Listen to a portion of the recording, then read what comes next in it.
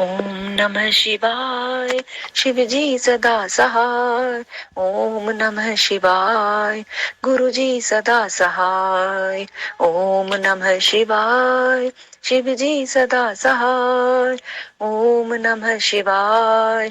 गुरु जी सदा सहाय। ओम नमः शिवाय। शिव जी सदा सहाय। ओम नमः शिवाय। गुरु जी सदा सहाय। ओम नमः शिवाय। शिव जी सदा सहाय। ओम नमः शिवाय। गुरु जी सदा सहाय। ओम नमः शिवाय। शिव जी सदा सहाय। ओम नमः शिवाय। गुरु जी सदा सहाय। ओम नमः शिवाय। शिव जी सदा सहाय। ओम नमः शिवाय। गुरु जी सदा सहाय। ओम नमः शिवाय। शिव जी सदा सहाय। ओम नमः शिवाय। गुरु जी सदा सहाय। जय गुरु जी। शुक्राना गुरु जी। अनंतम अनंतम शुक्राना गुरु जी। जय गुरु जी। शुक्राना गुरु जी। अनंतम अनंतम शुक्राना गुरु जी। गुरु जी आज्ञा दें और शिव पुराण का अध्याय शुरू करते हैं। षड्ध्वज शोधन की विधि। मंत्र जाप करते हैं। ओम नमः शिवाय। शिवजी सदा सहाय। ओम नमः शिवाय। गुरुजी सदा सहाय। जय गुरु जी। उपमन्यु कहते हैं, यदुनंदन, इसके बाद गुरु शिष्य की योग्यता को देखकर उसके संपूर्ण बंधनों की निवृत्ति के लिए षड्ध्व शोधन करें। कला, तत्व, भुवन, वर्ण, पद और मंत्र, ये ही संक्षेप में 6 अध्वा कहे गए हैं। निवृत्ति आदि जो 5 कलाएं हैं उन्हें विद्वान पुरुष कलाध्वा कहते हैं। अन्य 5 अध्वा इन 5 कलाओं से व्याप्त है। शिव तत्व से लेकर भूमि पर्यंत जो 26 तत्व हैं उनको तत्वध्वा कहा गया है। यह अध्वा शुद्ध और अशुद्ध के भेद से 2 प्रकार का है। आधार से लेकर उन्मना तक भुवनाध्वा कहा गया है। यह भेद और उपभेदों को छोड़कर 60 हैं। रुद्र स्वरूप जो 50 वर्ण हैं उन्हें वर्णध्वा की संज्ञा दी गई है। पदों को पदाध्वा कहा गया है, जिसके अनेक भेद हैं। सब प्रकार के उपमंत्रों से मंत्रध्वा होता है, जो परम विद्या से व्याप्त है। जैसे तत्व नायक शिव की तत्वों में गणना नहीं होती, उसी प्रकार उस मंत्र नायक महेश्वर की मंत्रध्वा में गणना नहीं होती। कलाध्वा व्यापक है और अन्य अध्वा व्याप्य है। जो इस बात को ठीक ठीक नहीं जानता है वह अध्व शोधन का अधिकारी नहीं है। जिसने 6 प्रकार के अध्वा का रूप नहीं जाना वह उनके व्यापक व्याप्य भाव को समझ ही नहीं सकता। इसके लिए अध्वाओं के स्वरूप तथा उनके व्याप्य व्यापक भाव को ठीक ठीक जानकर ही अध्व शोधन करना चाहिए। पूर्वत कुंड और मंडल निर्माण का कार्य वहां करके पूर्व दिशा में 2 हाथ लंबा चौड़ा कलश मंडल बनावे। तत्पश्चात शिवाचार्य शिष्य सहित स्नान और नित्य कर्म करके मंडल में प्रविष्ट हो पहले की ही भांति शिव जी की पूजा करें। फिर वहां लगभग 4 सेर चावल से तैयार की गई खीर में से आधा प्रभु को नैवेद्य लगा दें और शेष खीर को होम के लिए रख दें। पूर्व दिशा की ओर बने हुए अनेक रंगों से अलंकृत मंडल में गुरु 5 कलशों की स्थापना करें।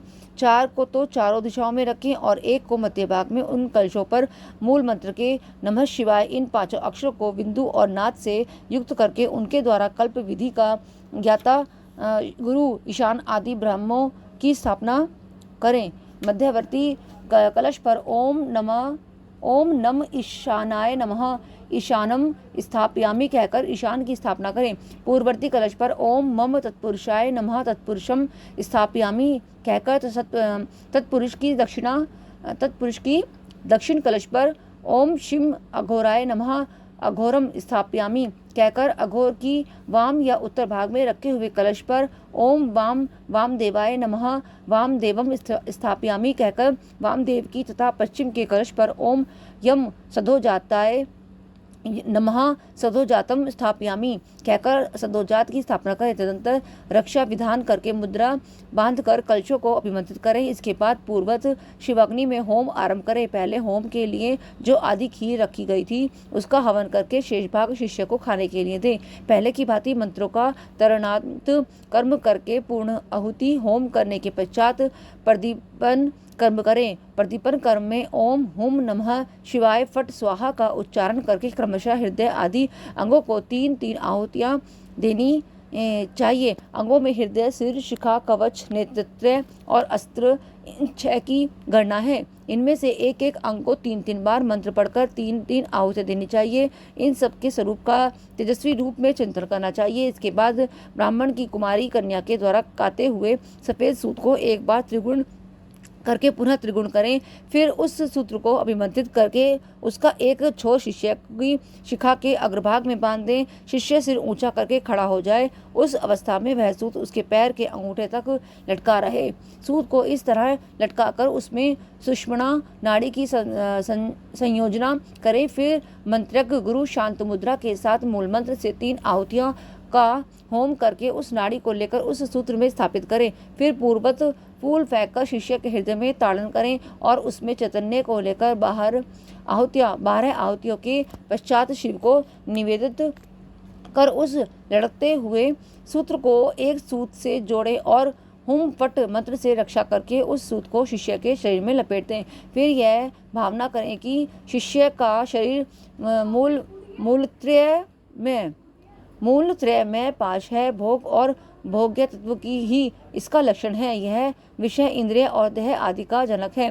तदंतर शांत्यतीता आदि 5 कलाओं को जो आकाशादि तत्व रूपिणी है उस सूत्र में उनके नाम ले लेकर जोड़ना चाहिए। यथा व्योम रूपिणीम शांत्यतीत कलाम योजयामि, वायु रूपिणीम शांति कलाम योजयामि, तेजो रूपिणीम विद्या कलाम योजयामि, जल रूपिणीम प्रतिष्ठा कलाम योजयामि, पृथ्वी रूपिणीम निवृत्ति कलाम योजयामि इति। इस तरह इन कलाओं का योजन करके उनके नाम के अंत में नमः जोड़कर इनकी पूजा करें। यथा शांत्यतीत कलाय नमः, शांति कलाय नमः इत्यादि। अथवा आकाश आदि के बीजभूत हम यम रम वम लम मंत्रों द्वारा या पंचाक्षर के 5 अक्षरों में नाद बिंदु का योग करके बीज रूप हुए उन मंत्राक्षरों द्वारा क्रमशः पूर्वोक्त कार्य करके तत्व आदि में मलाती पाशों की व्याप्ति का चिंतन करें। इसी तरह मलाती पाशों में भी कलाओं की व्याप्ति देखें। फिर आहुति करके उन कलाओं को संदीप्त करें। तदंतर शिष्य के मस्तक पर पुष्प से ताड़न करके उसके शरीर में लिपटे हुए सूत्र को मूल मंत्र के उच्चारण पूर्वक शांत्यतीत पद में अंकित करें। इस प्रकार क्रमशः शांत्यतीत से आरंभ करके निवृत्ति कला पर्यंत पूर्वोक्त कार्य करके 3 आहुतियां देकर मंडल में पुनः शिव का पूजन करें। इसके बाद देवता के दक्षिण भाग में शिष्य को कुशयुक्त आसन पर मंडल में उत्तराभिमुख बिठाकर गुरु होमा वशिष्ठ चुरु उसे दे। गुरु के दिए हुए उस चुरू को शिष्य आदरपूर्वक ग्रहण करके शिव का नाम ले उसे खाए।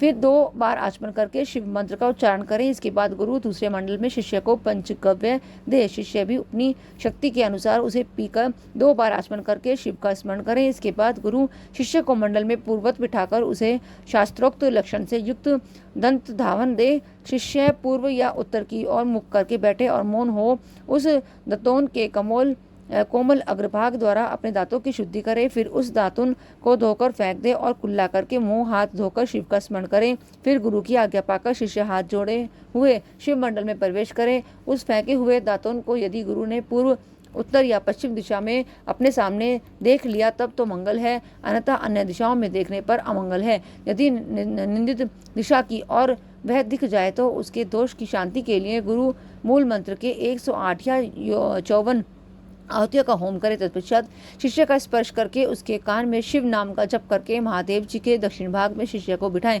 वहां नूतन वस्त्र पर बिछे हुए कुश के अभिमंत्रित आसन पर पवित्र हुए शिष्य मन ही मन शिव का ध्यान करते हुए पूर्व की ओर सिरहाना करके रात में सोए शिखा में सूत बंधे हुए उस शिष्य की शिखा को शिखा से ही बांधकर गुरु नूतन वस्त्र द्वारा ओंकार उच्चारण करके उसे ढक दे। फिर शिष्य के चारों ओर भस्म, तिल और सरसों से 3 रेखा खींचकर फट मंत्र का जप करके रेखा के मध्य भाग में दिक्पालों के लिए बलि दे। शिष्य भी उपवास पूर्वक वहाँ रात में सोया रहे और सवेरा होने पर उठकर अपने देखे हुए स्वप्न की बातें गुरु को बताए। जय गुरु जी। अध्याय 17 विराम। जय गुरु जी।